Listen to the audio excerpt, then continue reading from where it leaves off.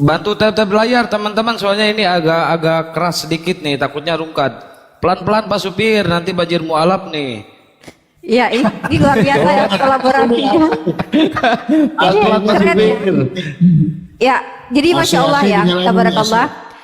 Ya teman-teman ya, ini collab yang luar biasa. Beliau-beliau ini adalah guru saya. Saya ini adalah seorang, kalau dalam ranah apologetika, walaupun hitungannya saya 5 tahun, itu saya pendatang baru teman-teman. Saya adalah adik-adik beliau ini, adiknya dari Gus Betik, adiknya dari Ustadz Kinama. Mereka ini adalah guru saya dalam ranah apologetika. Banyak ilmu yang saya serap dari beliau yang sudah beliau publish di YouTube atau di platform.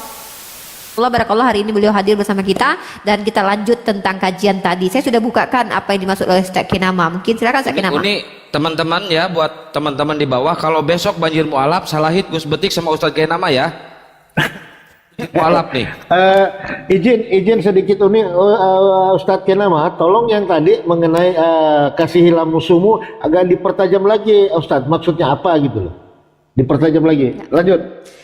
Buka dulu mute-nya Ustadz Ki, monggo. Kasiran bismillahirrahmanirrahim. Gus betul tentang apa Via Dolorosa. Tapi yang kalau Via Dolorosa itu dilihat dari sisi yang lain, itu justru lebih menguatkan temanya Rifa malam ini. Pertama, Gabata, tempat duduk siapa pilot apa Pilatus pada saat sidang itu baru ada tahun Gabata, Litos Trotos Gabata, tempat duduknya sidang itu baru ada tahun 185 Masehi. Betul Gus. Golgota sampai detik ini tidak pernah diputuskan di mana tempat itu adanya. Tidak pernah ada. Golgota tidak pernah ada.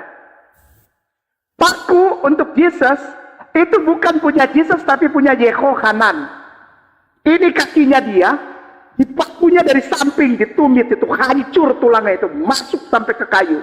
Itu punya Yehohanan. 3, 4. The Shroud of Turin diambil sedikit, dites untuk karbon C14 itu, radiokarbon dating 927 Masehi.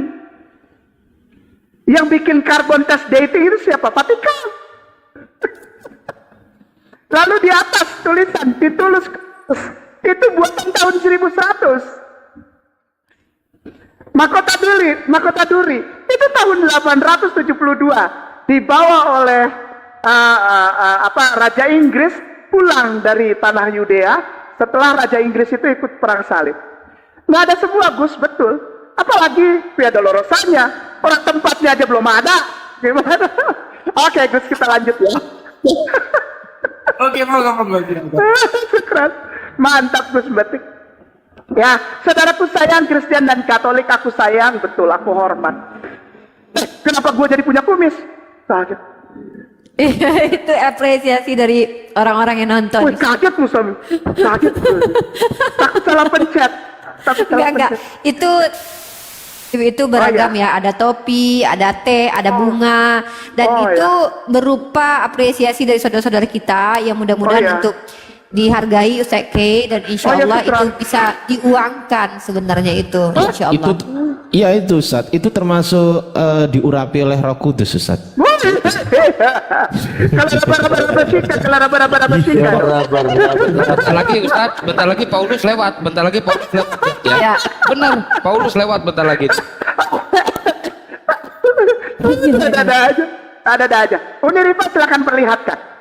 Oke, saya perlihatkan. Sambil nanti kita arahnya menjawab pada Ustadz tadi yang bertanya, tolong ditajamkan lagi itu, kasihilah musuhmu. Wih, apa Paulus lewat Paulus. Masya Allah. Terima kasih supportnya. Oh ya. Syukuran. Ya buat teman-teman Paulus ya. ngamuk. Makasih. Ya, jadi buat teman-teman yang support Ustadz Kinama, Ustadz Kai itu kurang mungkin lebih sekitar saya jelasin dulu. 600.000 itu Ustadz. Enggak, gini itu teman-teman. dapat 600.000, 6,7K itu. Coba dulu, diam dulu semua. Ustadz Kai ini kan baru. Bentar saya coba jelasin ke beliau biar beliau enggak ini ya. Takut ada kumisnya. Teman-teman gini, Ustaz K ini beliau itu tidak mau punya TikTok. Kenapa? Karena beliau memang berusaha menghindari TikTok. Cuman saya yang paksa beliau untuk kembali bikin TikTok. Nah, jadi Ustaz K nama mungkin sedikit saya jelaskan ya, biar ini bisa menjadi berkah Ustaz K. Izin ya Amin, adikmu insyaallah. ini menceritakan ya. Jadi di TikTok ini Ustaz K nama abangku yang aku kasih karena Allah. Teman-teman kita ini mengapresiasi apa yang kita lakukan di TikTok ini. Mungkin mereka tidak memberikan transfer ke rekening atau apa tidak, tapi dengan gift ini mereka membuat teman-teman ini diapresiasi lah. Nah, jadi Ustaz Kenama jangan nanti uninstall lagi TikToknya kemudian dihilangkan akunnya, sementara di situ ada uang teman-teman kita yang mereka sukarela berikan kepada Ustaz K, tapi Ustaz K tidak hargai. Ustaz K tidak transfer ke rekening. Jangan seperti itu ya. Ustaz K jangan begitu.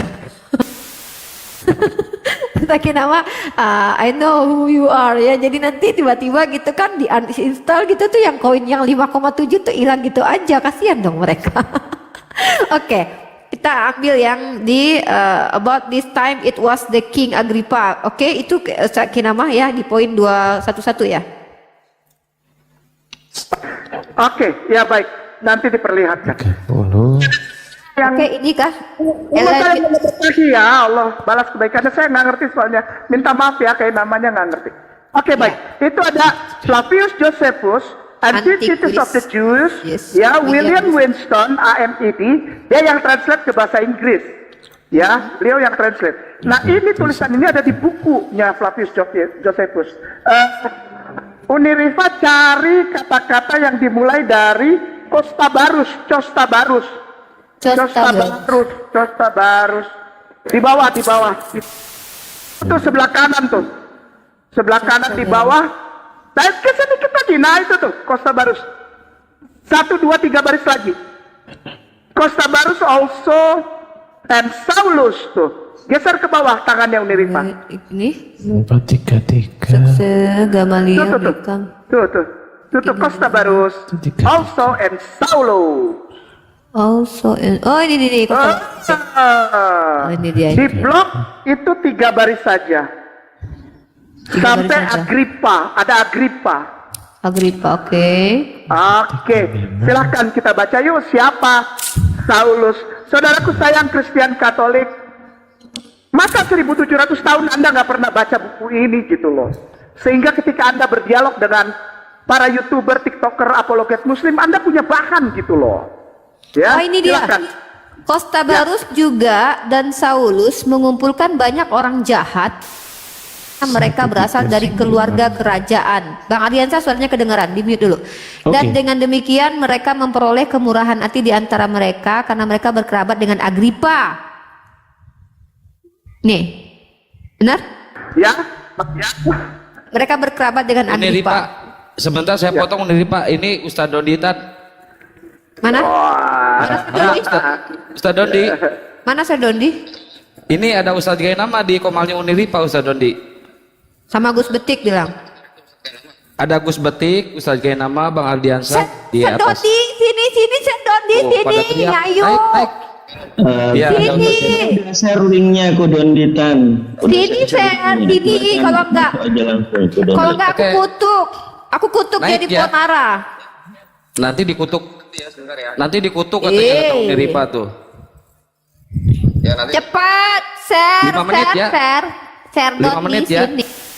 Nah, oke, Oke. siap. Jazakallahu khair.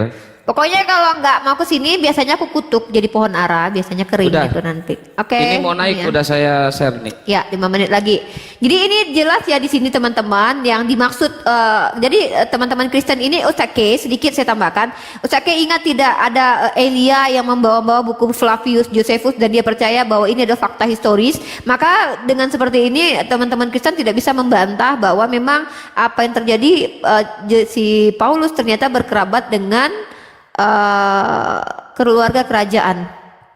Lalu Ustaz K, kenapa dia bisa jadi orang Yahudi? Apa maksudnya ini? Bisa gimana itu Ustaz K? Kan kita udah punya dasar ya tadi ya. Jadi kita nggak langsung ke sana, Rifa. Oh gitu. Kita mulai dari bawah dulu, baru kita naik step by step. Jadi jangan langsung ke atas, nanti bawahnya kosong. Siap. Bawahnya kosong ya. Oke, Gitu Bos. ya. Pertama tadi kita Roma 1 sampai 4. Yang di situ kita baca pernyataan dari Saulus Tarsus sendiri. Ya, apa dia bilang? Hai orang-orang Yahudi, kenapa dia nggak bilang untuk orang Roma? Kenapa dia nggak bilang untuk orang Makedonian? Kenapa nggak dia bilang untuk orang-orang Celtic kulit putih itu? Kenapa dia nggak bilang untuk orang-orang Saxon itu? Kenapa dia nggak bilang untuk orang-orang Kreta itu? Di bukunya Unirifa yang Jerusalem itu ada cerita tentang orang Kreta sebagai nenek moyangnya orang-orang yang akan masuk menjadi orang Yunani ketika Remus dan Romulus itu ada. Ini ada pertanyaan, sebetulnya Saulus ini siapa? Di dalam kitab Galatia dia tulis, dan di dalam Kisah Para Rasul juga ada ditulis, aku warga negara Roma. Dan itu kewarganegaraan itu karena kelahiranku.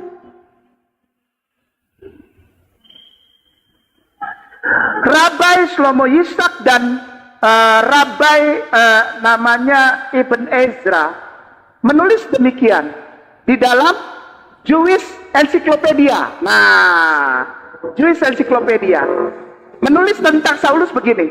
Dia nggak pernah jadi muridnya Gamaliel, nggak pernah diketahui dia dari Benyamin. Nama bapaknya siapa nggak pernah tahu. Mamanya orang tahu, Ule mamanya tahu. Dan Rabai Gamaliel Hakohen Hagadol itu tidak pernah mengajar orang dewasa. Ya, contoh seperti yang disampaikan oleh Rabai Tobias Singer kepada ada pengalaman dari Bunda Etika. Bunda Etika punya pengalaman. Rabai Tobias pernah cerita, Rabai besar Hakohen Hagadol Gamaliel tidak pernah punya murid di atas 14 tahun. Bohong itu Paulus, muridnya Gamaliel. Ditulis di Jewish Encyclopedia, paragraf keempat. Bohong. Ya, Saulus murni orang Roma dengan membawa misi. Nah, ini sekaligus menjawab tadi Ustadz yang bilang, oke, kencengin lagi, tajamin lagi yang kasihi musuhmu. Baik, dengan dasar ini kita lihat sekarang tulisan kasihi musuhmu itu ada di kitab apa, Unirifa? Matius 5:44 tuh. Siap. Matius 5:44. Matius kitab ini, Sukron, Gus Betik ya, Sukron, kecirah. Matius ini sampai detik ini, menurut Profesor Barton dari Universitas Inggris, Liberty Inggris, PhD sampai sekarang masih ngajar, dikatakan bahwa Matthew ini tidak pernah diketahui siapa penulisnya, dan diperkirakan ditulis pada tahun 65 sampai dengan 75 Masehi, betul ya? Diperkirakan. Nah, kitab Matthew itu ada setelah surat-surat Paulus. Pada masa Paulus serta murid-murid Yesus hidup, tidak ada Matthew, Mark, Luke, John. Tidak ada. The Four Gospel tidak ada. Sampai terakhir Yakobus mati digergaji bersama Simon orang Zelot, lalu Thomas mati ditombak di India, belum ada.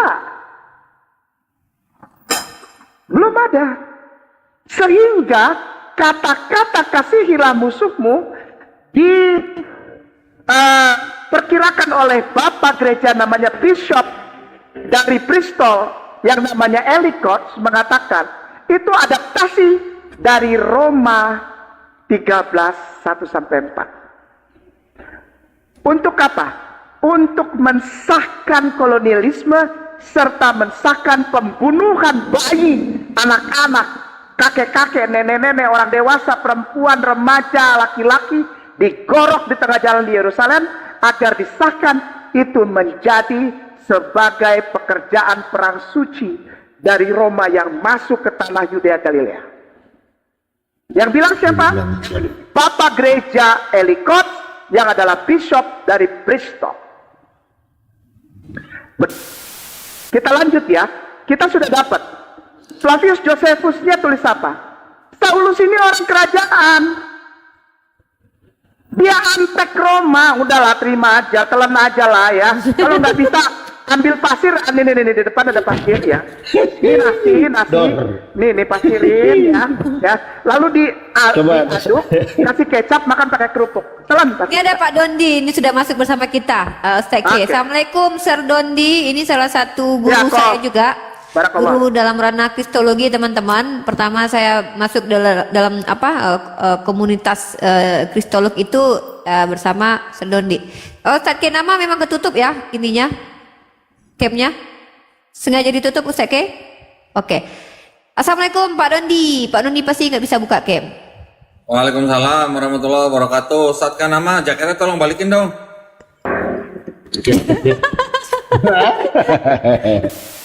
Ya Sir Dondi Allah. minta jaketnya dibalikin. Gua nungguin topi aja 2 tahun sampai sekarang belum dikasih. Udah dikasih. Ngomongin jaket. Orang Belanda kirim nih, orang dari Hilversum kirim. Nungguin Kodondi 2 tahun. Rasain besar. Itu Sir tolong. Dondi pakai filter Tunggu. Uniripa, Gurunda Ya. ini di komalnya Uniripa ada Kodondi, Ustadz K nama, ada Usbetik, Usbetik. Gurunda ditunggu di sini katanya. Siapa? Bang Zuma. Gurunda Juma Uniripa. Oke, siap. Nanti kita siapkan tempat buat Bang Zuma. Pak Dondi ngapain pakai filter? Filter Pak apa? Dondi ngapain pakai? Nggak usah sosok pakai filter gitu. Sakit nama tuh natural tuh. Pak Dondi juga harus natural. Ngapain sosok muda? Kenapa kok kelihatan muda mukanya? Tadi siang spa lulu. Oke, Oke, kita lanjut dulu ya supaya nggak putus-putus Oke. ya. Siap, lanjut, Lanjut oke. dulu bentar ya, kok minta. Gedein dong. Iya Ya, dong. kok lanjut dulu bentar ya, kok. Siap, Tat. Oke, baik. Kita ulang lagi dari awal. Tema yang dibawa oleh Unirifa adalah hubungan antara the connection between Paul and colonialism. Sudah jelas? Dari Roma, justru dari tulisan tangan Paulus sendiri kita tahu. Kosongin Bahwa- satu uni ya. Oke, Lanjut baik. Ustadz. Iya, biar Oke, lanjut dulu. Ya, syukran. Baik, ya. Dari tulisan tangan Paulus sendiri kita tahu. Dan ini tidak pernah dibayangkan oleh bapak-bapak gereja bahwa suatu saat yang membawa ini ke ranah publik adalah bapak-bapak gereja sendiri. Bahwa Paulus, maaf sama sekali, tidak ada hubungannya dengan Kristus Yesus. Dia adalah seseorang yang membawa misi. Misinya apa? Roman Empire propaganda. Sekali lagi, Roman Empire propaganda. Roman Empire propaganda. Apa itu? Menjadikan semua tindakan Roman Empire benar di mata orang Yahudi. Pembunuhan, perampokan, pemerkosaan, pengambilan emas serta harta yang ada di Beit HaKodesh Yerusalem dibawa ke Roma dan dibikin ceritanya di Arch of Konstantin dan Arch of Titus. Arch itu apa? Seperti gerbang itu. Excuse me, sir. Ya. Jangan sampai katakan kata-kata perkodok tadi diganti dengan kata lain karena itu banned Apa? nanti di TikTok. Kata-kata? Perkaus tadi jangan diulangi Oh lagi. iya, baik. Enggak, ulang. Enggak. Oke. Baik. Karena kata-kata sensitif akan membuat di ban nanti akunnya. baik. Monggo. Ya, hal-hal yang jahat sebagai kolonialisme itu agar dibenarkan. Roma 13:1-4 sudah langsung kita lihat pendapat dari Bapak Elik dengan Luke 13:1 yang dituliskan dalam Cambridge Theological Commentary. Di situ dilihat pembunuhan setiap Paskah 3.000 orang Yahudi dibantai, dibunuh. Lalu 20.000 orang Yahudi. Lalu Flavius Josephus menulis dalam bukunya The Jewish War, kuda nggak bisa jalan karena lengket kakinya darah. Lewat ya. Lalu diadaptasikan pemahaman tersebut dengan membaca tadi Flavius Josephus The Antiquities of the Jews, book 20, section 211 yang menyatakan dengan jelas ditulis oleh Flavius Josephus bahwa Saulus ini bukan orang Yahudi. Dia adalah anggota keluarga kerajaan Agrippa yang punya hubungan dengan Roman Empire. Paulus dipenggal oleh Nero. Saya kasih tahu sekarang.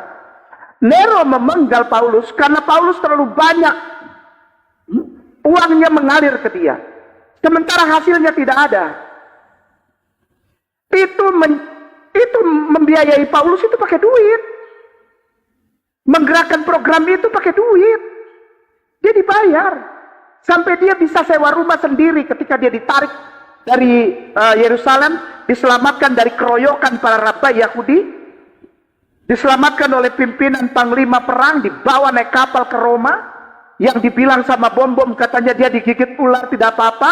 Bohong, itu bukan digigit, bahasa Yunaninya itu dililit. Bom, lu kagak ngerti bahasa Yunani aja ngomong. Belajar bahasa Sunda dulu, Bom. Baru lu ngerti bahasa Yunani. Si Boba mau dacongor, Ustaz. Iya, ya, makanya saya kasih tahu. Saya kasih tahu bukan untuk bom-bom, Ustaz, tapi untuk jemaat di belakang bom-bom. Kasihan dibohongin terus. Dibilang itu salah satu mujizat Paulus. Berbisa nggak apa-apa. Bahasa Yunaninya nggak ada digigit, dililit. Lalu dikebas, jatuh itu ular. Anak-anak Cibadak, Pasir Eri, Sukabumi tiap hari kayak gitu. Anak-anak kecil 8 tahun, 10 tahun dililit ular, diginiin. Itu udah hal biasa di Sukabumi, di sawah. Nyari lindung, tahu lindung? Belut. Dapatnya ular. Orai-orayan. Tuh, ada lagunya. Mulai biasa. Baik, kita sambung ya Paulus ini. Tadi kita udah baca, nah sekarang gini Uniripa. Pengaruh Paulus yang sebetulnya membawa program propaganda dari Roman Empire kolonialisme itu ada hubungannya dengan kekristenan di Indonesia enggak? Ya dong. Ya. Kainama sama Kodondi pernah bahas ini. Namanya Verhandelingen 82.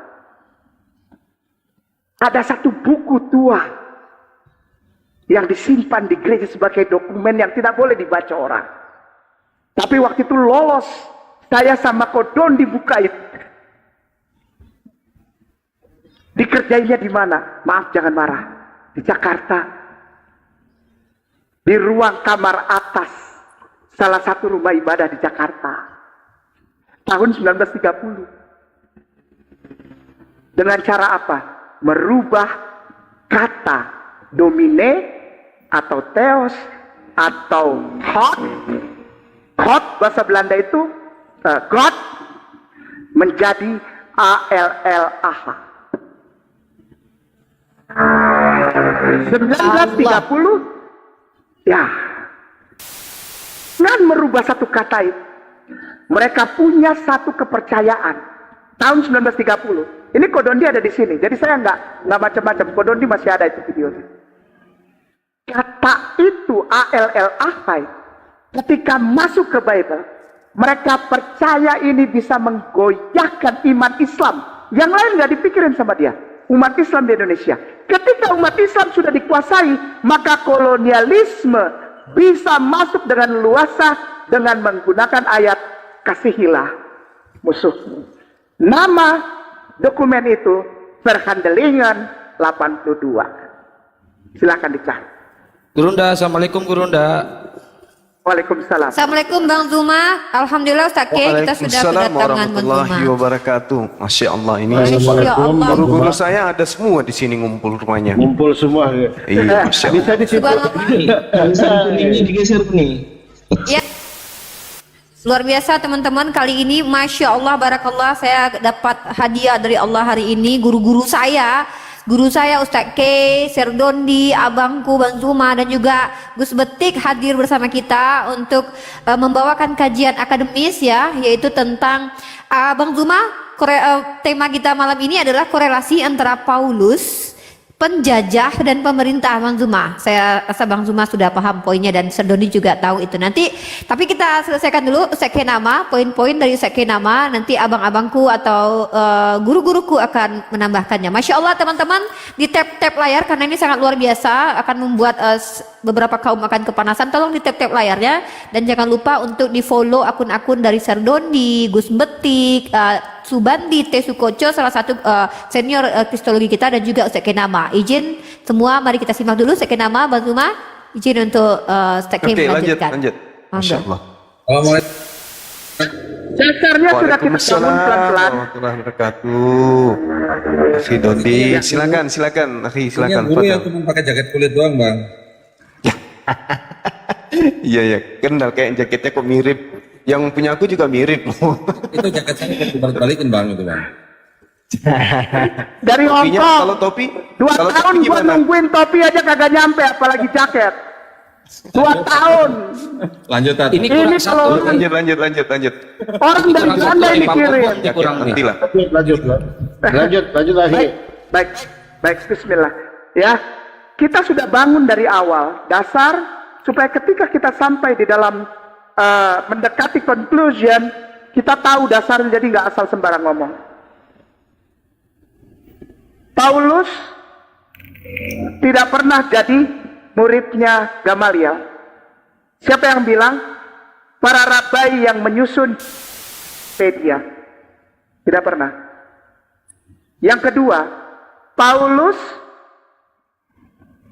tidak pernah menjadi proselit secara utuh. Kenapa?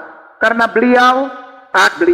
dia itu laki-laki dari Tarsus itu, ya, menyunatkan dirinya karena ingin menikahi seorang putri Hakohena Gadol, imam besar Yerusalem, tapi ditolak cintanya.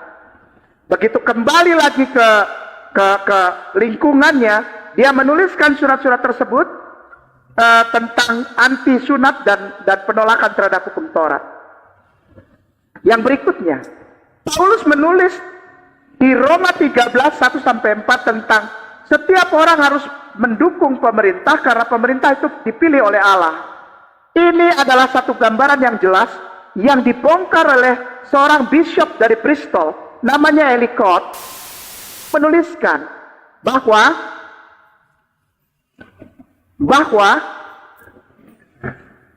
tidak pernah terjadi Kristus Mashiach Yeshua itu ya mengeluarkan statement kasihilah musuhmu. Lalu bishop dari Bristol ini, Ellicott ini, mengajukan Luke 13:1 di dalam Cambridge Commentary.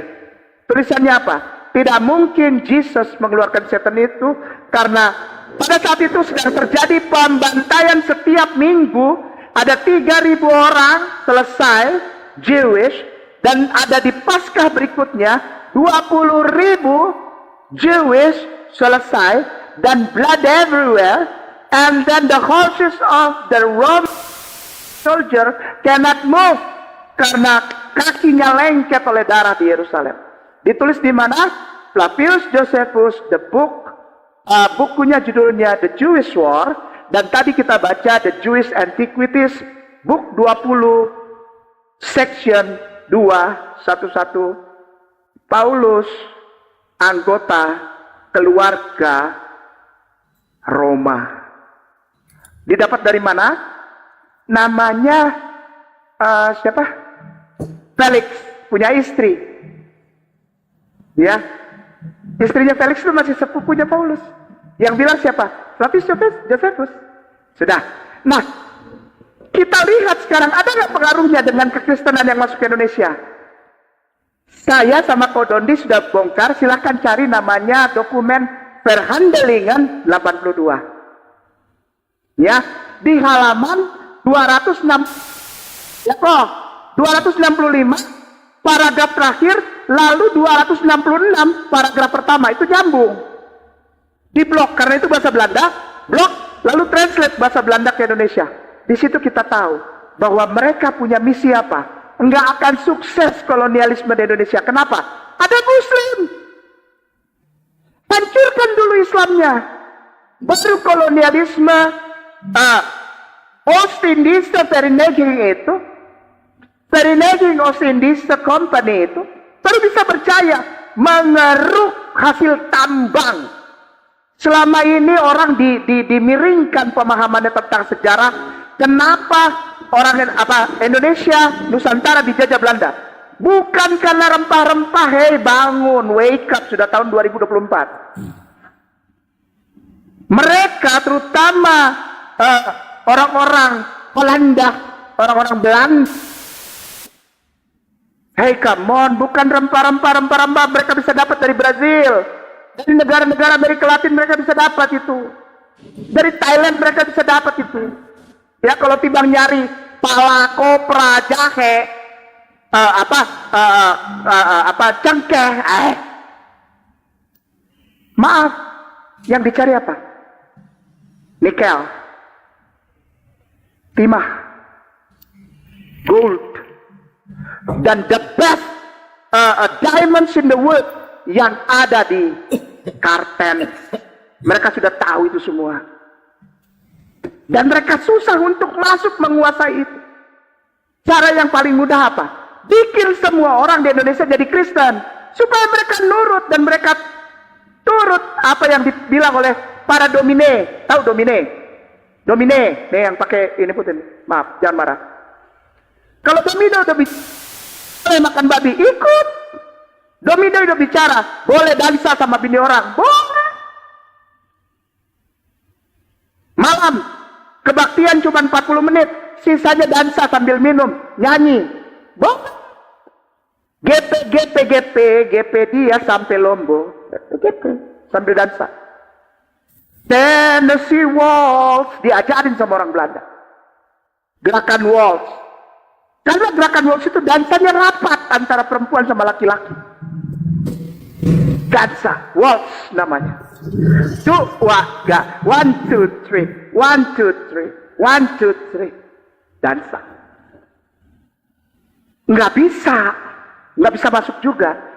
Apa yang mereka pikir bisa meluluhkan hati Muslim, sehingga Muslim bisa jadi Kristen dan bisa diatur oleh kolonialisme dan bisa membenarkan kolonialisme. Ya gimana? Masukkan satu kata di dalam kitab suci Kristen yang namanya Bible itu. B-I-J-B-E-L, Bible, apa? A-L-L-A-H. Masuk. Dikerjakan percetakannya di mana? Di Jakarta. Di ruang atas salah satu rumah ibadah di Jakarta. Tahun 1930. A-L-L-A-H masuk. Lalu tahun 1936 disebar secara gratis kalender yang mengganti hari-hari Ahad dengan kata Domingo. Sampai kapanpun, dengan segala rasa hormat dan rasa sayang, aku mau sampaikan kepada saudara-saudaraku Kristian, sayangku, cintaku, sewarga negara Republik Indonesia. Sampai kapanpun, jika Indonesia dijajah oleh orang asing, bela Indonesia. Tidak akan, tidak bisa. Karena apa? Sudah masuk pemahaman itu kepada Anda.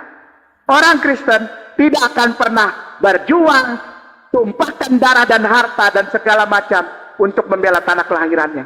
Karena mereka punya sisi yang tidak disadari, mendukung kolonialisme. Dari Paulus, orang Tarsus. Demikian Unirifa. Masya Allah, subhanallah, barakallah. Hari ini masih tidak dapat dipercaya ya. Guru-guru aku kumpul pada malam kali ini ya. Guru aku yang umurnya sudah ada sebelum Abraham ada. Sebelumnya, Assalamualaikum Bang Ali, selamat bergabung di Komal Unirifa.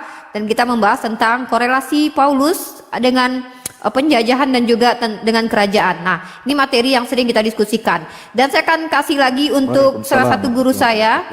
Guru saya yang umurnya ini Ali. Saya kecil, saya besarkan. Jadi Pak Dondi ini umurnya udah sekitar 3.000 tahun ya, sebelum Abraham ada dia sudah ada. Lihat aja dari rambutnya kalau nggak percaya. Share dibuka cam tolong ya, kalau nggak buka cam nanti saya nggak bisa terima cam. Tolong dong liatin wajahnya Sir Dondi yang tidak pernah menua itu. Sir Dondi, tuh. Kan saya udah bilang, kok pakai filter sih? Nggak usah dong pakai filter. Nggak ada filter ya? Buset ya.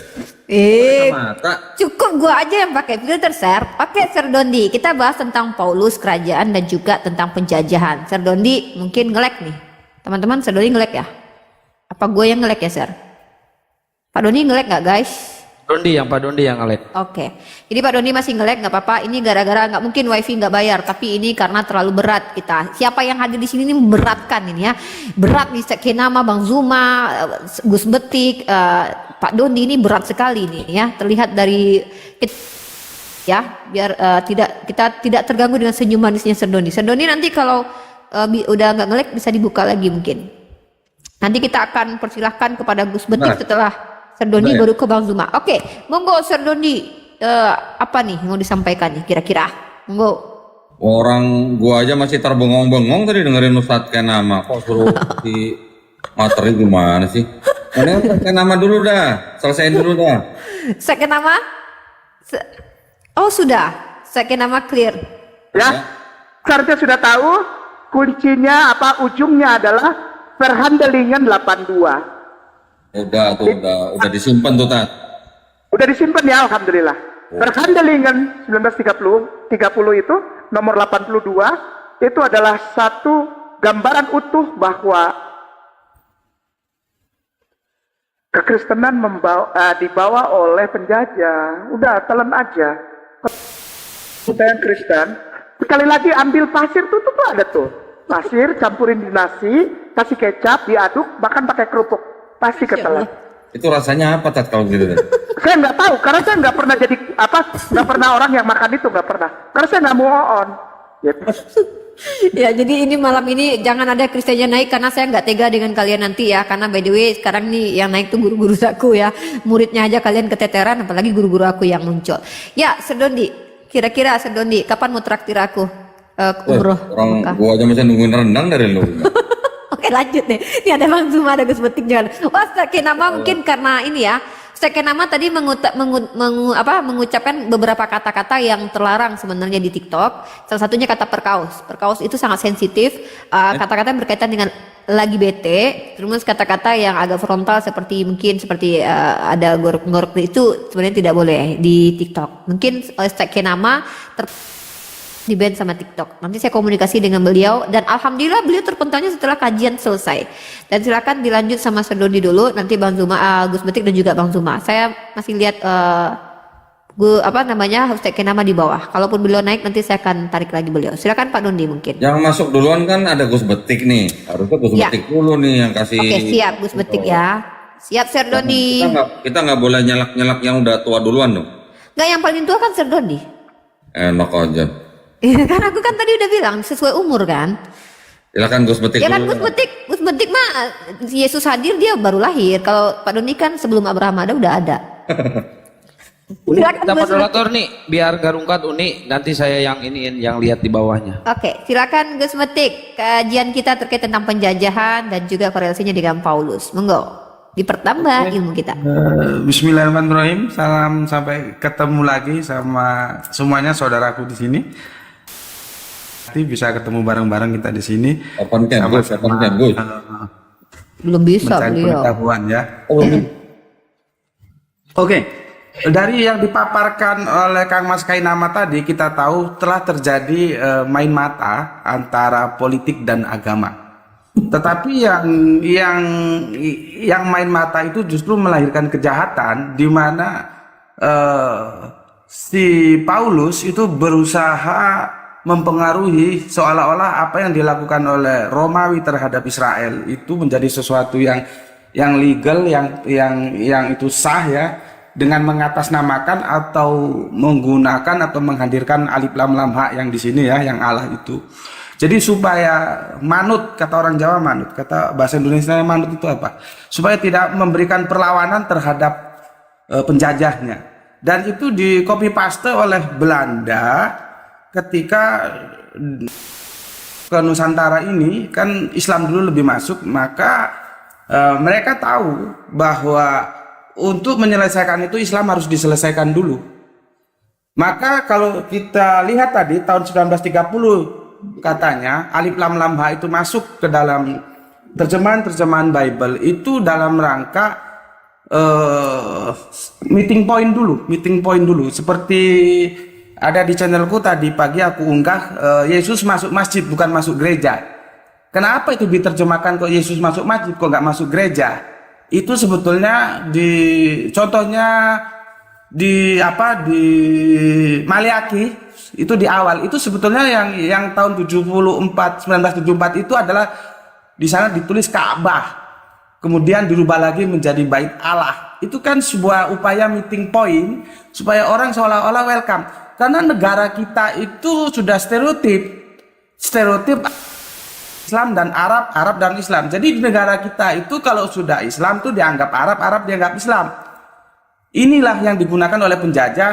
Jadi seolah-olah ini benar sehingga kita terbawa dan ditarik oleh dia. Setelah meeting point ditarik oleh dia. Itulah yang membuat aku protes. Kenapa di Indonesia itu diedarkan Bible terjemahan bahasa Arab? Itu sasarannya kemana? Tujuannya apa? Yang mengkonsumsi Bible bahasa Arab tentunya kalau itu di Indonesia ya orang Islam. Berarti kan sasaran dakwah itu mau ditujukan kepada orang Islam.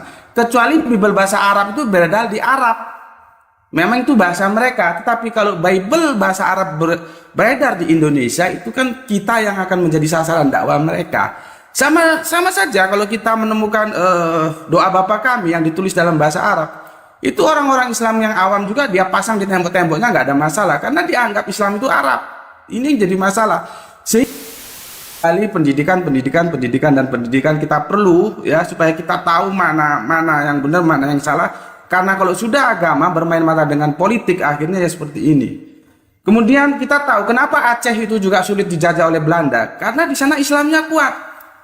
Bahkan Inggris juga menghadapi India itu sangat sulit sekali karena pasukan-pasukan Islamnya, bukan Hindunya, Islamnya. Ya, jadi di sini kita tahu bahwa negeri ini adalah negeri yang diperjuangkan oleh umat Islam. Seharusnya umat Islam jangan terpinggirkan, gitu loh. Karena apa? Itu fakta sejarah seperti itu. Dulu yang berjuang itu para ulama, kiai-kiai kita yang membuat kita untuk berani melawan penjajah. Jadi bagaimanapun juga data historis itu seharusnya dipegang dan untuk dihormati, bahwa jasa umat Islam terhadap Nusantara ini tidak bisa dipisahkan begitu saja.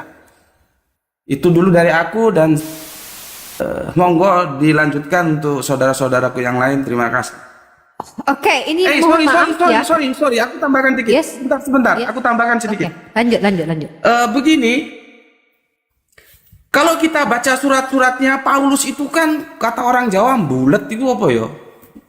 Seperti hukum Torah, salah satu dia mendukung, salah sepertinya dia membatalkan tapi nggak ngaku. Sunat juga begitu, ambivalen lah. Ya, maka hati-hati dengan surat 2 Petrus karena Petrus ini seolah-olah dia menetralisir si Paulus. Aku bacakan gini ya, 2 Petrus 3:16. Hal itu dibuatnya dalam semua suratnya ya. Hal itu dibuatnya dalam semua suratnya apabila ia berbicara, maksudnya si Paulus, tentang perkara-perkara ini. Dalam surat-suratnya itu ada hal-hal yang sukar dipahami, sehingga orang-orang yang tidak memahaminya dan yang tidak teguh imannya memutarbalikkannya menjadi bagi mereka sendiri. Sama seperti yang juga mereka buat dengan tulisan-tulisan yang lain. Nah ini, di sisi ini, Petrus itu ingin menetralitas ambivalensinya si Paulus. Karena Paulus ini kan tidak jelas jenis kelaminnya. Yang jelas kalau sama orang Yahudi ya dihabisi dia. Oke, monggo dilanjut. Matur nuwun. Assalamualaikum warahmatullahi wabarakatuh. Oke, Masya Allah. Mohon maaf teman-teman, saya sudah komunikasi dengan Ustadz Kenama di WhatsApp. Akun beliau di ban sampai tanggal 12 Februari sepertinya besok ya. Dan beliau tidak bisa naik lagi dan beliau juga nggak mau bikin akun lagi. Mudah-mudahan besok kapan-kapan beliau bisa bergabung lagi dengan tema yang mungkin berbeda. Saya naikin satu teman Kristen buat pengimbang kita ya teman-teman ya. Bukan berarti saya tidak mau menaikkan teman-teman yang sedang antri di bawah, karena kita juga harus fair. Mungkin ada teman-teman Kristen yang ingin membantah argumen dari Ustadz Kenama, Gus Metik dan siapapun yang ada di sini. Oke, so kali ini Gus Metik sudah clear dengan apa yang disampaikan. Teman-teman dicatat poin-poin yang disampaikan oleh para guru-guru kita, bisa mendapatkan informasi dari guru-guru kita yang ada di sini. Nah, tadi kita sudah mendengarkan bagaimana korelasi antara penjajah Paulus dengan apa namanya tadi kerajaan ya, dan teman-teman sudah ditujukan beberapa buku. Kalau perlu teman-teman beli bukunya, atau kalau tidak ya dapatkan PDF-nya untuk menambah wawasan. Semoga saja apa yang disampaikan oleh guru-guru kita bermanfaat bagi kita semua di sini. Dan kita lanjut setelah tadi dengan Gus Betik, salah satu guru dan senior kita dalam ranah kristologi. Beliau lebih dulu mengajarkan kristologi kepada orang-orang Kristen. Baru kemudian saya adalah adik bungsu mereka. Nah, sekarang kita silakan nih Serdondi ya, yang paling mungkin Ba'da Maghrib lah ya. Kalau masuk geng tuh geng Ba'da Maghrib lah. Kalau geng aku kan geng-geng muda ya. Kalau beliau nih ya bolehlah dibilang geng Ba'da Maghrib ya. Nanti ya sebelum Abraham ada beliau sudah ada sih. Gimana guru aku? Nih Pak dosen aku nih. Tapi beliau tidak mau mengangkatku menjadi guru muridnya, tahu? Aku nggak tahu ada nama. Kan Serdondi? Gak mau gua. Kenapa Ser? Aku kan muridnya Serdondi, harus diakui di publik. Tolong dibilang dulu. Bang Zuma udah mengakui aku adik dan muridnya. Sekarang Serdondi juga harus begitu. Bilang. Berisik soalnya. Astagfirullahaladzim. Oke, dia lanjut. Assalamualaikum warahmatullahi wabarakatuh buat Waalaikumsalam warahmatullahi yang dari Komar ini ya. Salam sejahtera kalau ada yang teman Kristen di sini. Kalau tadi saya mendengarkan sekilas materi dari Ustadz Kenama, dari Gus Betik, sepertinya kalau dibuat topik hubungan antara Paulus dengan penjajahan, sepertinya dengan penjajahan Indonesia tuh nggak ada hubungannya ya, sepertinya karena memang jaraknya kan jauh sekali kan antara Paulus dengan penjajah Belanda yang sudah mengikuti kolonialisme. Tapi dari beberapa kalimat yang ada di surat-surat Paulus itu ada beberapa ayat sepertinya memang digunakan oleh para penjajah.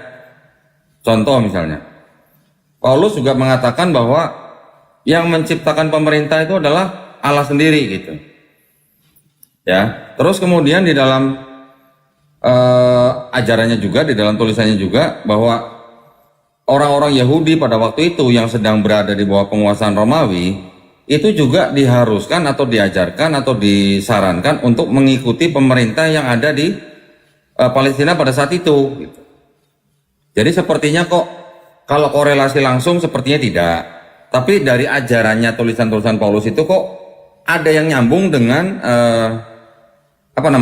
dengan penjajahan di Indonesia pada waktu itu. Setelah itu juga gini, apakah benar kalau tadi kan Ustadz Kenama sudah menyatakan bahwa yang dibilang ajaran kasih lamusumu itu sepertinya bukan perkataan Yesus gitu. Kalau kita lihat dari sejarah penulisan gospel sendiri itu kan sebenarnya sudah ditulis setelah surat-surat Paulus ditulis gitu.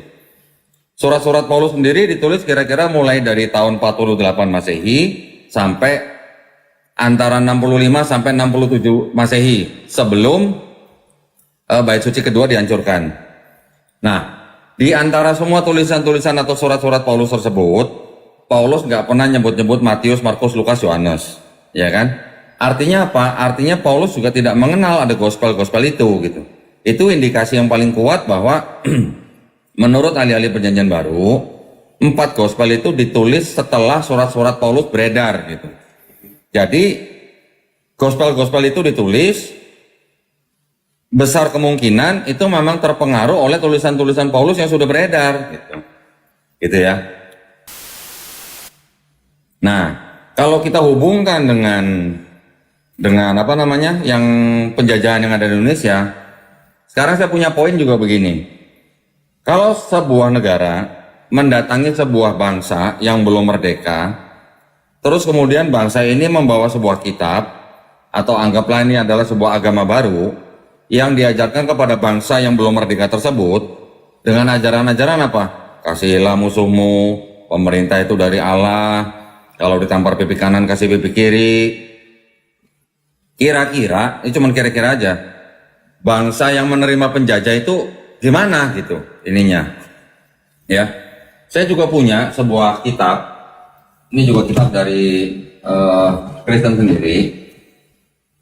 Ada sebuah kitab ini yang dibuat ini terbalik ya, bisa kebaca nggak? Bisa, sebenarnya bisa mirroring sih. Bisa. Mirroringnya gimana? Nanti ada pilihannya di situ, cuman ribet juga nanti Sir Dondi. Oke lah, ini aja ya. Ini ada Bible yang namanya The Negro Bible. Jadi Bible ini ditujukan kepada siapa? Ditujukan kepada budak-budak negro yang ada di Amerika Latin kira-kira di awal abad ke-19. Apa bedanya Bible ini dengan Bible-Bible yang lain? Bible yang ini dibuat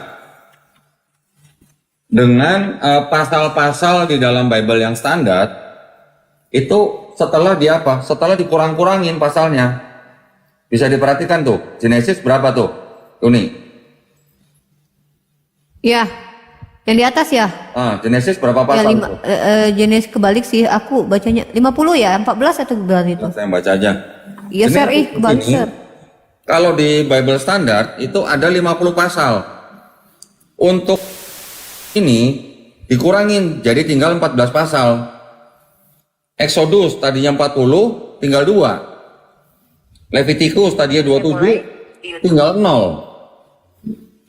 Numbers 36 jadi 0. Dan yang lain tuh banyak tuh yang 0000 tuh.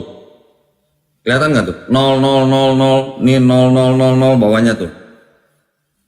Ya, jadi tujuannya apa? Sebuah Bible ditujukan kepada budak-budak, tapi banyak kitab-kitab yang ada di dalam Bible mereka tuh dihilangkan. Artinya apa? Artinya si penjajah kan tidak mau budak-budak itu membaca secara komplit, secara full gitu dari sebuah kitab mereka gitu. Ya, berarti ini juga sebuah cara dari orang-orang Kristen pada waktu itu, dari penjajah yang mengikuti kolonialisme, mereka mempunyai cara yang apa ya? Tidak etis ya. Untuk menyebarkan agama, tetapi kitabnya bisa diubah sesuaikan gitu. Nah, kalau yang dalam hal kasus yang penjajahan di Indonesia, tadi Ustadz Kanama sudah memberitahukan bahwa ada memang upaya-upaya untuk membuat kaum Islam masuk ke dalam agama mereka. Pada waktu pada waktu Belanda masuk ke Indonesia, orang-orang Islam di Indonesia itu sudah menjadi istilahnya orang-orang yang sudah cukup banyak gitu ya. Tetapi memang belum merata. Nah, pada waktu Belanda masuk, pada waktu di Indonesia Timur, memang rata-rata di situ belum orang Islam, atau mungkin sudah ada tapi belum begitu banyak. Nah, maka itulah Kristen dan Katolik lebih berkembang di Indonesia Timur, gitu. Sekarang kalau memang orang Belanda hanya ingin Kristen, seharusnya kan tidak perlu gitu membuat Bible, tapi yang terminologinya mengikuti bahasa atau terminologi orang Islam gitu. Contoh yang paling nyata adalah kata Allah yang dimasukkan ke dalam kitab mereka. Kalau tadi Ustadz Kanama menyebutkan ada Bible yang berbahasa Arab, Gus Betik, itu memang diupayakan atau ditujukan kepada orang-orang Islam. Saya punya lagi begini. Ini sebuah Bible yang sudah cukup lama. Bible ini diterjemahkan kira-kira di tahun 1896 dan dicetak tahun 1916. Ya. Waduh, saya takut jatuh nih, bentar.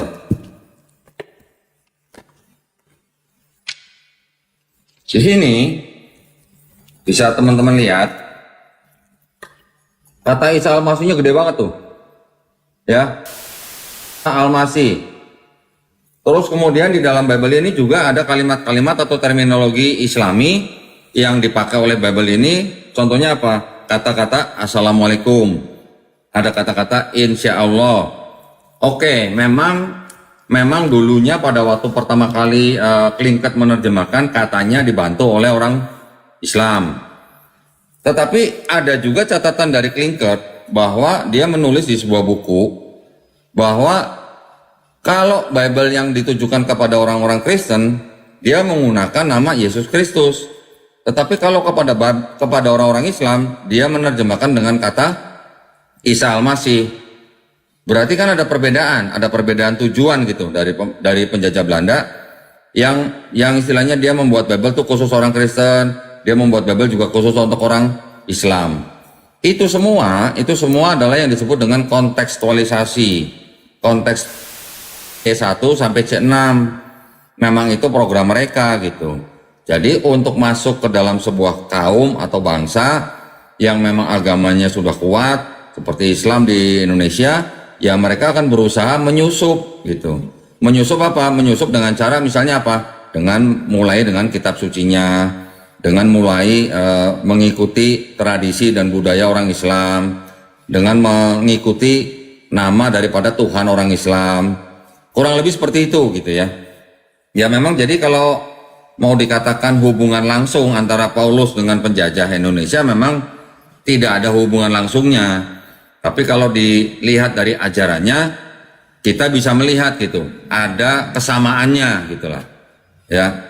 Kalau tadi Ustadz Kenama bicara mengenai sejarah sebelum istilahnya tulisan-tulisan Paulus itu, atau mungkin setelah tulisan Paulus dimasukkan tetapi ada konspirasi di walau alam, itu memang ada data-datanya yang tadi Ustadz Kenama berikan gitu ya. Tetapi yang ingin saya kedepankan di sini poinnya adalah bagaimana ceritanya penjajah yang ingin menjajah sebuah bangsa yang belum merdeka, tetapi memberikan kitab selain daripada yang pasalnya dikurang-kurangin, tetapi juga ada ajaran-ajaran yang melemahkan bangsa yang sedang dijajah, gitu. Ya, contohnya kasihlah musuhmu, ditampar pipi kanan kasih pipi kiri. Bagaimana gitu loh istilahnya? Mungkin nggak ajaran-ajaran itu memang sebenarnya ajaran-ajaran orang yang ingin menguasai bangsa lain gitu. Ya. Sementara mungkin gitu dulu. Kalau kita bicara nanti, kita nggak bicara teologis kan di sini ya, Uni ya? Kita bicara tentang ini, tema kita kan jelas itu apa korelasi penjajahan Paulus, Romawi ataupun pemerintahan, kan kita bahas tentang itu memang. Dan Ustadz Kenama mencoba untuk menganalisis, membuat sebuah kita bisa tahu nih penjajahan yang pernah terjadi di Indonesia itu korelasinya dengan Paulus, korelasinya dengan ajaran Kristen itu seperti apa sih begitu. Karena kita juga tidak mau kan seolah-olah kita selama ini mengatakan oh mereka adalah agama penjajah. Ternyata benar nggak sih statement itu menurut kita gitu loh, Serdoni, menurut data sejarah dan itu. Gini ya, kita juga harus fair lah ya. Jangan kita menghubungkan secara langsung penjajahan Belanda di Indonesia dengan Paulus. Ya. Oke. Sosok Paulus dengan penjajahan Belanda di Indonesia itu sangat-sangat jauh dan menurut saya tidak ada korelasinya. Tetapi tadi saya katakan bisa jadi korelasinya tuh hanya ada di dalam ajarannya yang mengembangkan ajaran Paulus sehingga sehingga Bible bisa bisa banyak dalam berbagai bentuk. Gereja yang juga pasti didukung oleh penguasa. Coba kita cek bangsa-bangsa Eropa pada abad-abad, dari mulai abad-abad sebelum abad 10, abad pertengahan, negara kan tunduknya sama gereja. Ya kan, negara-negara Eropa tunduknya sama gereja. Apa kata gereja, mereka ikutin gitu. Karena ini Kores asli bukan? Tunggu bentar. Takut palsu ini. Kelvin? Assalamualaikum warahmatullahi wabarakatuh. Nggak mau. Palsu berarti. Tunggu dulu. Turunin aja. Bentar dulu, Akang. Yang lain bentar dulu, sabar. Berisik. Si Kelvin, aku udah Prian sama dia di WhatsApp, tapi benerin dulu suaranya. Nggak boleh gitu. Cek 1 2. Nggak mau gitu. Yang bener. Cek belum. Pin, sekali lagi Uni turunin ya. Cek. Lanjut. Lanjut Serdoni. ya, jadi saya ulang ya. Kalau hubungan secara langsung antara Paulus dengan penjajahan Belanda di Indonesia, saya rasa tidak ada hubungan langsungnya. Tapi kalau ajarannya yang dibawa dari Bible, kemudian dipakai oleh penjajah Belanda atau penjajah manapun di negara manapun, itu mungkin ada korelasinya gitu. Ya. Korelasinya apa? Ya ajaran-ajaran yang tadi dibilang sama Ustadz Kenama tentang kasihlah musuhmu, ditampar pipi kanan kasih pipi kiri, bisa jadi itu adalah ajaran-ajaran yang memang dikembangkan oleh gereja untuk menguasai bangsa atau negara lain gitu. Ya, tapi kalau aku bilang gini, Sir, kita tahu lah Eropa itu kan mulai melakukan ekspedisi ke benua-benua lain mencari daratan baru itu kan gara-gara melihat Ottoman yang sudah mulai masuk ke Eropa. Ya, artinya kan secara nggak langsung mereka berhasil menemukan daratan Indonesia itu gara-gara ingin menyebarkan agama kan, ada semangat penyebaran agama sebagai. Saya potong sebentar.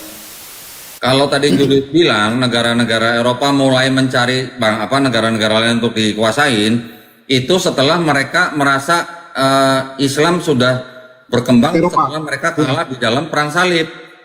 Betul. Nah, ya kan, wilayah trans itu kan sudah diambil sama Islam ya. Jadi mereka bilang wah ini udah mulai nih masuk Eropa. Kalau besok Eropa tumbang habis ini kan kalau nggak ada daerah pengganti. Setelah perang salib kan berarti kan kira-kira jarak 200 tahun bangsa Eropa baru istilahnya apa ya? Membelah bumi menjadi dua gitu. Ya, yang barat untuk Spanyol, yang timur untuk Portugal. Ditemukan dulu kan Ratu Isabel menyuruh Columbus kan? Ya, betul. Sebelumnya Vasco da Gama dulu, Vasco da Gama disuruh. Ya, setelah yang timur sudah mulai dijelajah oleh Portugal, yang Spanyol kecewa gitu karena yang di barat tidak terlalu bisa diharapkan gitu. Ternyata yang di timur lebih menjanjikan. Yang Spanyol ikut-ikutan sampai ke Filipina. Gitu. Nah, jadi memang boleh dikatakan bahwa setelah terjadinya pembelahan bumi menjadi dua itu untuk Portugal dan Spanyol, mereka memang mencari daerah-daerah untuk dikuasai, tetapi juga dengan dasar apa? Untuk menyebarkan gospel. Makanya disebut 3G gitu. Ya. Ada beberapa oten bilang gini, Indonesia ini beruntung. Coba Spanyol yang menjajah, pasti Kristen Indonesia gitu kan. Karena kita tahu memang Spanyol lebih ngotot dibandingkan Belanda ya. Karena kan beda, Belanda Protestan, kalau Spanyol Katolik. Ya, jadi kalau tunggu, di sini nggak ada oten. Si Julius jadi oten aja lah, udah di sini tadi ada oten 1. Nah sekarang si Julius jadi oten. Teman-teman hati-hati ya, Julius ini takutnya dia oten menyamar. Bahaya nih, penyebar fitnah. Ya, jadi ke Pak Dondi lagi nih. Bang Zuma monitor nggak nih, Bang Zuma? Bang Zuma jangan tidur. Iya saya kedengaran. Iya dek. Abang jangan tidur, Bang Zuma. Bang Zuma naikin dong, gedein dong. Iya. Tunggu. Iya dek. Enggak, Bang Zuma. Monitor. Lanjut. Bang, ini tema kesukaan Bang Zuma ini guys. Mungkin Sedoni lanjut lagi Sedoni. Apa tuh yang tadi mau dibongkar Sedoni? Sedoni jangan pura-pura tutup cam padahal mau nge-vape, udah buka aja. Lu tahu aja sih. Taulah. Kan aku tahu guru-guru aku sukanya. Aku tahu sukanya Bang Zuma apa? Rendang aku. Ya, jadi apalagi yang mau dibicarain kalau masalah hubungan atau korelasi Paulus dengan penjajahan? Ya paling ya itu ajaran-ajarannya aja. Paling kalau mau nanti saya kasih ayat-ayatnya nih yang mengatakan bahwa pemerintahan itu ciptaan Allah, orang-orang Yahudi juga harus mengikuti. Tadi udah dibahas sama Seke tadi. Udah pernah? Tadi Roma 14. Ini dong. Salah ya. Dalil yang dikeluarkan oleh pemimpin-pemimpin Kristen ketika merestui kolonialisme, ada nggak? Tadi saya barusan ngomong sama si Julius tuh. Itu negara-negara Eropa setelah perang salib, kira-kira 200 tahun lah setelah perang salib, mereka akhirnya jadi mempunyai misi untuk menguasai wilayah-wilayah lain di dunia gitu. Karena tadi Julius kan bilang tadi karena Ottoman sudah berkuasa, mereka yang ganti mencari wilayah-wilayah lain untuk salah satu misinya adalah menyebarkan gospel. Nah, ini kan perjanjian Tordesillas itu ada kaitannya sama gospel. Maksudnya perjanjian Tordesillas kan sama si itu siapa namanya? Si Paus Alexander, bukan Paus Alexander deng. Siapa namanya tuh? Paus juga kan yang dia juga kan yang bikin perjanjian Tordesillas terus membagi wilayah barat dan timur kan untuk dikirimkan gospel. Yang berkuasa waktu itu menggagas itu. Nah, iya pasti ada kaitannya sama ini dong, sama ajaran dong. Nggak mungkin itu oknum, Sir kan? Kalau oknum ini kan 1, 2, 3. Kalau itu sudah komunal, masa dibilang oknum sih? Kan gitu, nggak mungkin. ya bisa dikatakan ini udah institusi. Ya. Nah, sama juga ini ya. Aku sedikit masuk nih. Aku kemarin sempat bahas tentang asimilasi paksa yang ada di Kanada nih. Sekitar ribuan tengkorak anak kecil yang ditemukan di bawah gereja. Yang di bawah gereja itu tuh tidak ada nama makam-makam anak-anak ini. Anak-anak ini ternyata hasil penculikan, pengambilan paksa dari rumah mereka masing-masing suku Indian yang diasimilasi paksa di sebuah gereja, dan ternyata mereka nggak sampai umurnya meninggal di usia dini, dan ketika diotopsi gitu jenazah mereka banyak yang mendapatkan penganiayaan.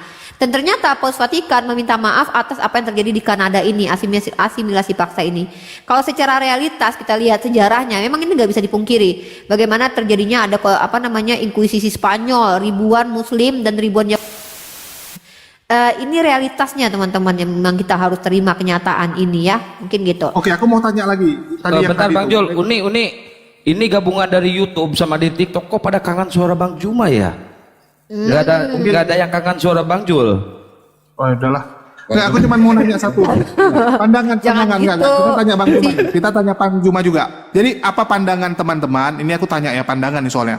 Seandainya kalau yang berkuasa di Indonesia itu bukan Belanda tapi Spanyol, yang kita tahu lebih ngotot memaksa agama Kristen ya. Karena kalau Belanda memang nggak gitu ngotot dibandingkan Spanyol. Kalau Spanyol itu kan lu nggak pindah agama mati gitu kan, inkuisisi. Ya mungkin pandangan teman-teman nih.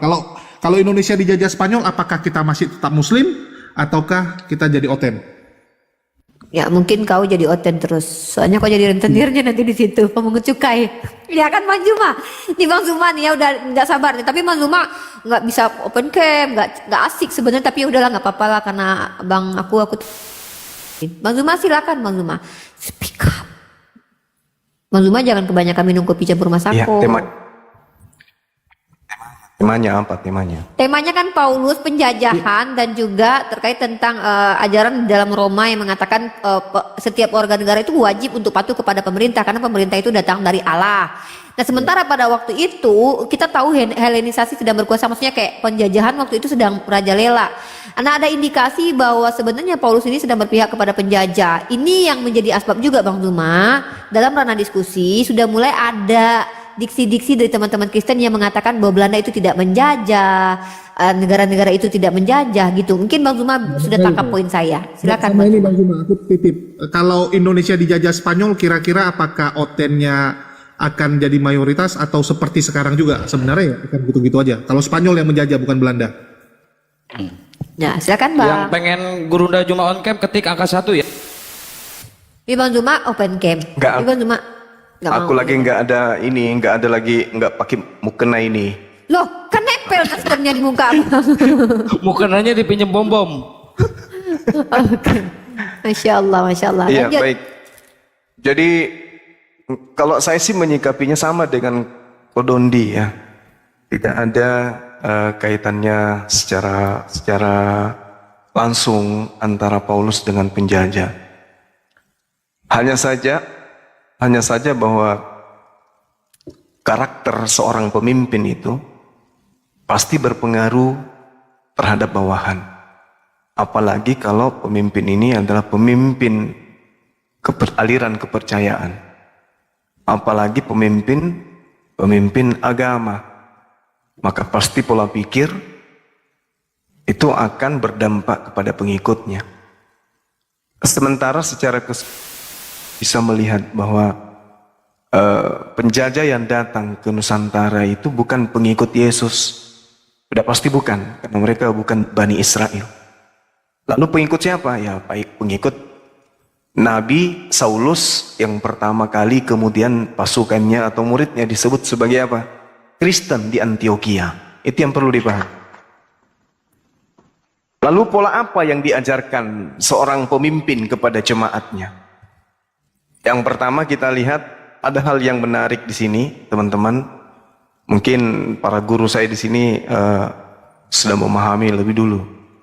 Kalau kita melihat misalnya di dalam 2 Korintus 10 nomor 5.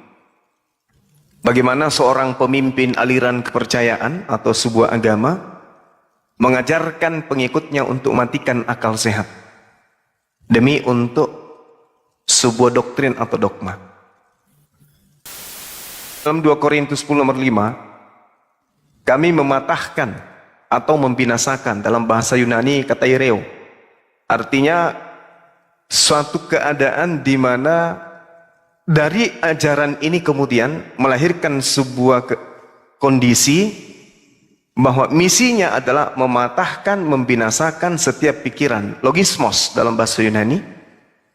Ya, orang-orang dan merubuhkan setiap kubu atau ketinggian, ya dalam bahasa Yunaninya itu adalah hepsoma. Hepsoma artinya ketinggian sebuah ilmu, itu dipatahkan kemudian oleh keangkuhan manusia untuk menentang pengenalan akan Tuhan.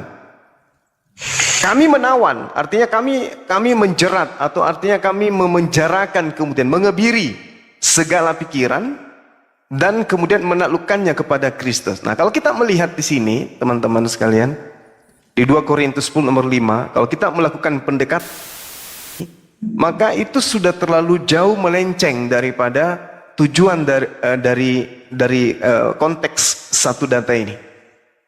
Kami mematahkan yang harusnya di situ kriteria, artinya kami membinasakan setiap siasat. Siasat di sini sebenarnya saya katakan keliru terjemahan, karena harusnya dari kata logismos itu adalah pemikiran, artinya kami membinasakan setiap pemikiran manusia dan merubuhkan semua ketinggian pengetahuan Tuhan. Jadi pengetahuan Tuhan itu dipatahkan, pengetahuan Tuhan kemudian itu dirubuhkan, pengetahuan manusia tentang Tuhan itu dibinasakan kemudian untuk tunduk kepada Yesus Kristus. Nah, itu dia. Jadi memang ada upaya-upaya yang dimanfaatkan kemudian untuk mematikan akal manusia, sehingga ajaran ini sulit untuk diajarkan kepada orang-orang yang lebih mengedepankan pola pikir daripada ego di dalam berkeyakinan. Makanya orang Indonesia itu sangat-sangat sulit kemudian untuk dikristenkan, karena orang Indonesia itu ya selalu lebih mengedepankan logika. Sedangkan menurut pesan dari 2 Korintus 10 nomor 5 ini, demi untuk beriman kepada Yesus, maka pengetahuan ya itu dikebiri, ditawan kemudian demi untuk menaklukkan semua manusia tunduk kepada Yesus Kristus. Itu yang pertama. Kemudian kalau kita melihat pola yang dianut ya ajaran saudara-saudara kita, misalnya dalam 2 Korintus 12 nomor 16, aku sendiri tidak merupakan suatu beban bagimu, tetapi kamu katakan dalam kelicikan kamu dengan tipu daya. Sebenarnya data-data seperti ini tuh terlalu banyak gitu di dalam kitabnya teman kita Kristen. Terlalu banyak data-data seperti itu. Kemudian Paulus juga menggaungkan dirinya bagaimana kemudian beliau itu melakukan tindakan-tindakan sebelum diajarkan bahwa beliau sudah bertobat. Banyak data di dalam kitab teman Kristen bahwa beliau sebelum menjadi rasul, sebelum menjadi Paulus, tindakan yang lebih dulu diperkenalkan Bible akan Paulus, akan Saulus adalah tindakan yang sangat-sangat kejam terhadap jemaatnya Yesus. Nah, inilah yang mungkin menjadi nilai utama bagi penjajah kemudian untuk ya entah itu latar belakangnya untuk menjajah atau memang tujuannya karena ingin mengambil rempah-rempah, tapi yang pada intinya kemudian adalah mereka mengajarkan agama Kristen Katolik kepada pribumi dengan menggandeng unsur politik dan ekonomi. Nah, sebenarnya bukan di sini permasalahannya. Kalau saya sebagai apologet, bukan di situ permasalahannya. Yang menjadi permasalahan adalah mengapa ada pribumi yang dengan rela, yang dengan ikhlas mengikuti agama penjajah. Itu loh yang jadi permasalahan. Katanya ajaran kasih, tapi pondasi awalnya, agamanya masuk ke Nusantara ini dengan landasan pijakan pembunuhan, perampokan, perampasan dan seterusnya. Itu yang menjadi permasalahan. Kenapa orang-orang hebat, orang-orang cerdas, orang-orang pintar, orang-orang yang mengatakan dirinya adalah orang kasih dan seterusnya, tapi memilih agama di mana agama itu meletakkan pondasi awalnya di Nusantara ini dengan cara penjajahan? Kenapa mengikuti agama penjajah gitu loh? Itu loh yang selalu menjadi pertanyaan kepada teman-teman Kristen. Ajaran kasih katanya, tapi kenapa Jadi, memilih agama penjajah? Jadi jongos enak, gaji tinggi. Nah itu dia. Ini sampai hari ini saya selalu bertanya-tanya. Menggaungkan ajaran kasih, Kristen itu kasih dan seterusnya. Tapi kalau begitu, kenapa justru cerita kisah sejarah Republik ini ya diwarnai dengan tinta darah yang justru ditumpahkan oleh orang-orang terdahulu yang seagama dengan mereka gitu. Nah, saya rindu ingin bertemu dengan saudara-saudara Kristen yang bisa menjawab pertanyaan saya, kenapa orang-orang ini memilih agama penjajah gitu loh. Kan udah diajarkan bahwasanya Nusantara sebelum merdeka itu sekelompok manusia yang nama Tuhannya adalah Yesus, nama ibadahnya adalah gereja, hari ibadahnya hari Minggu. Mereka melakukan pembunuhan di mana-mana, korban 40.000 jiwa terkubur di mana-mana, hampir di setiap provinsi ada. Rumah ibadahnya ditinggalkan ketika dikatakan bahwa itu adalah cerita yang tidak benar. Lah, buktinya ada